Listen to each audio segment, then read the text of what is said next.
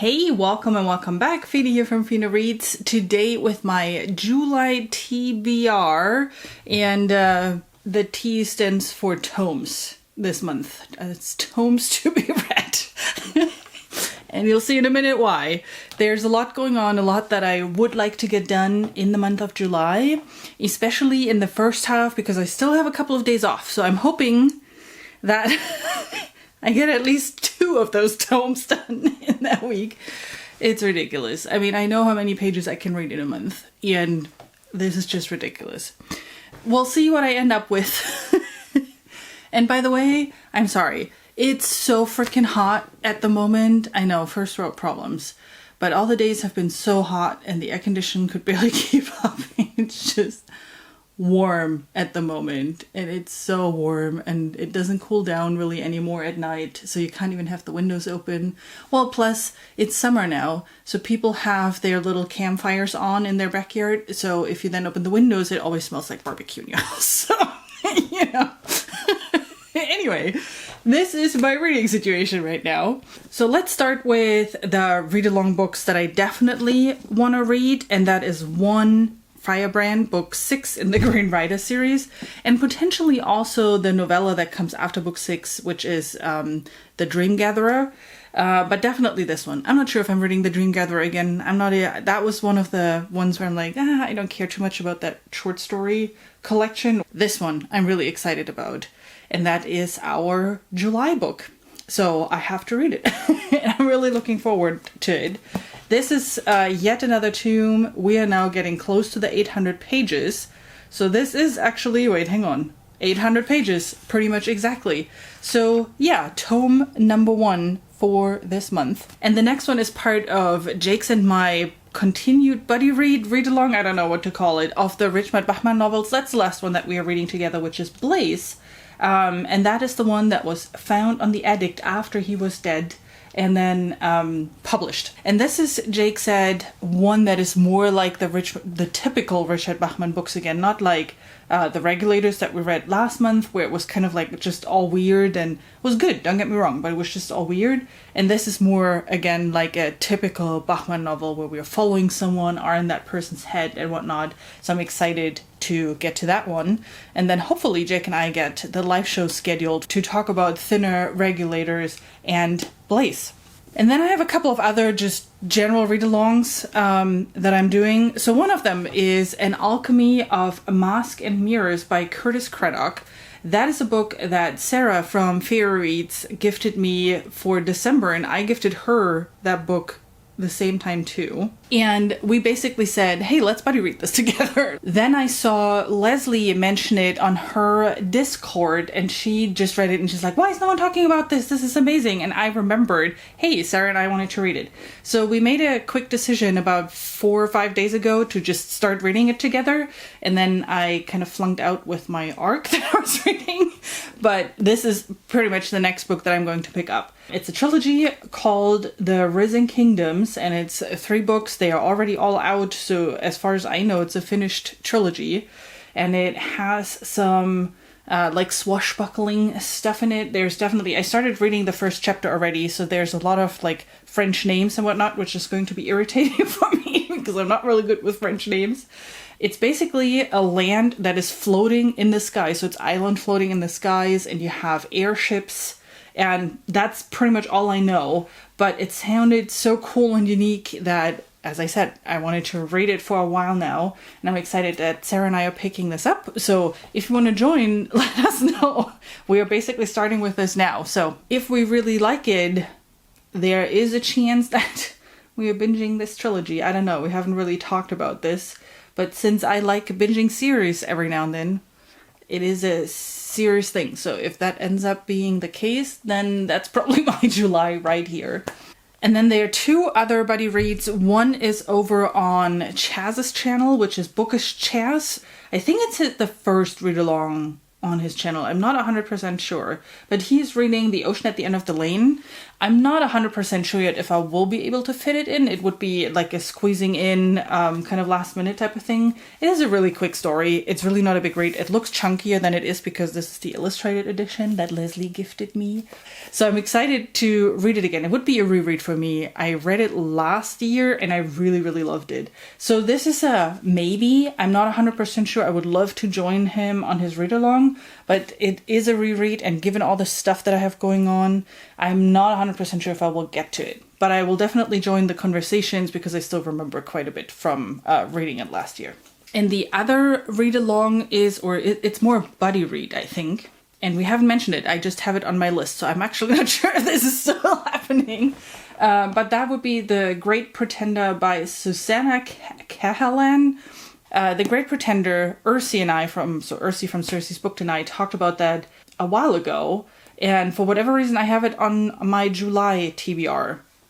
So I assume we wanted to buddy read it in July. I haven't talked with her about it. I'm just adding this to this video so to see if this is a reminder for us, like, hey, we wanted to read this. If not, maybe we move it out a month. So the reason why Ursi and I talked about this book is we both like books like this. And if you've watched the Reading Across the Shelf version in early May about mental health issues, you've seen that I've read 10 Days in a Madhouse, which is a collection of newspaper articles from a person back in 1800 something rather that was mentally fine, pretended to be insane, and then got submitted to a madhouse, an asylum of psychiatry, whatever word you want to use, and wanted to see what life is in there. And based off of that, there were a lot of changes in the system that were because she reported then and said basically she was treated terribly, even though she was mentally fine.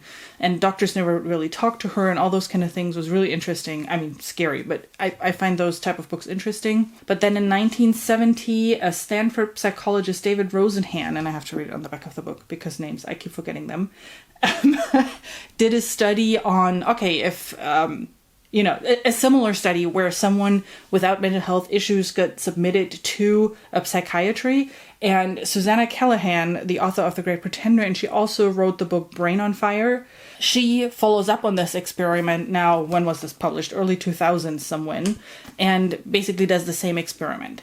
And I find those things incredibly scary, but very interesting and informative to see what is life in a psychiatry when you're locked behind doors because you have a mental health issue.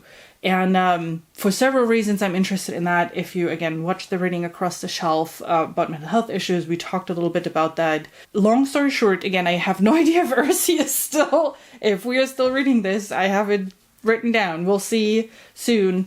But I had this on my, long list of books that I haven't read at all for some time now, and I wanted to read it for a while. And I think between all the fantasy, some nonfiction might be a good palate cleanser. And now, a couple more tomes. Books that I really would like to read and get to, and I just have no idea if I will.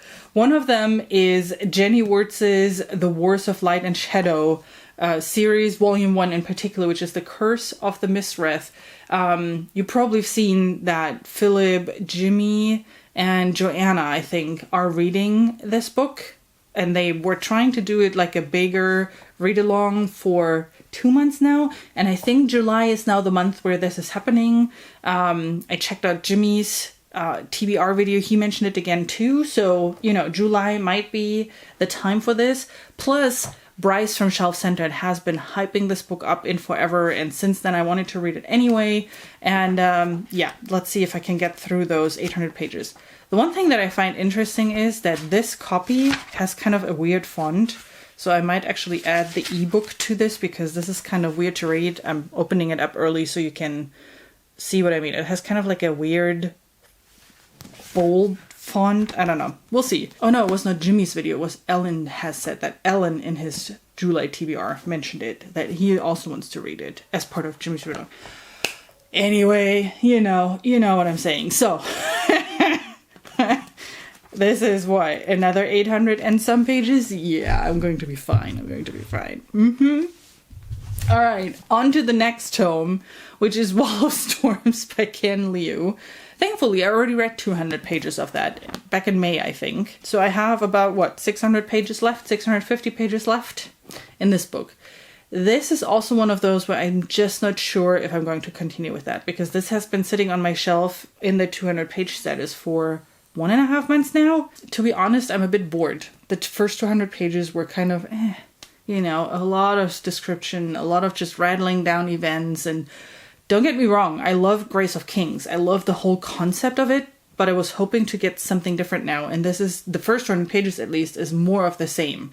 And it's just a lot of rattling down of information. And I'm not sure I care at this point right now. And I know people said it gets better in the second half.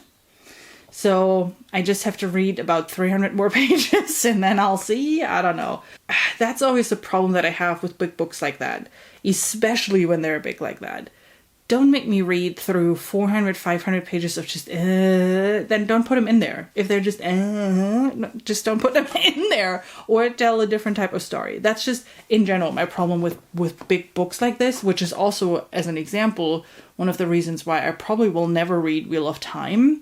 Pretty much everybody, no matter if people love it or hate it, they say there are just too many sections of where you just have to read through it. Entire books that you just have to read through it to move forward with the story and to get to a point where it's good again. I was like, so why then not write something better?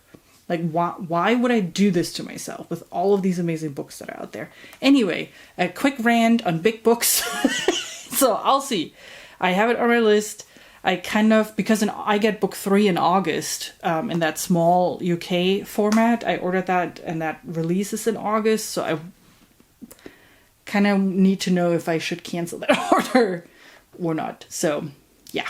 And then lastly, and that's my last tome with another close to 600 pages, is The Name of Things, which is book 2 in the Chorus of Dragon series by Jin Lyons, or The Name of All Things, apologies. I've read Ruin of Kings also in April or May, and I loved it. And I don't know why I haven't continued yet. I don't know, but I want to. I know that this is introducing new characters, so this does not continue where book 1 ended, but it basically starts another plot line, and then in book 3 those come together, from what I've heard so far about the series. But I loved it a lot. I loved the whole setup. I loved the characters in book 1. I loved the writing style. I loved how the story was told. So I'm really excited to continuing the series, and I really, really, really, really want to get to it. But yeah, with all the stuff that I've just showed you, I just don't know. Since this is not a priority series, there's no read along, so there's no time, expectation to it. That's always the problem. If I have read-alongs or if I have live shows that I have to get to, then I have a kind of a driving force behind me reading something, which I don't have in this one, but I really like it. So, Is this a me problem? Is this a general problem? I don't know. Anyway, this is my July TBR thingy-majig, tomes to read. That would be a TTR, right? Tomes to be read, TTBR. It's too hot for those kind of thoughts. Whatever. Alrighty. Yeah, but those are the books that I kind of have on my list at the moment. Thanks again for stopping by and watching. Don't forget to put in the description what books are you reading in July. Not that I need any other books on my way to big TBR already, but I always am interested to see what other people are reading. And let me know if you want to join Sarah and me in reading an Alchemy of Masques and Mirrors. I'm more than happy to set up some sort of Discord chat for the few of us. And again, as I said, Leslie just read it too, and I'm sure she maybe already has a channel on her Discord, so we could meet there as well. Thank you so much for watching, and I hope you have an amazing rest of your day. Bye!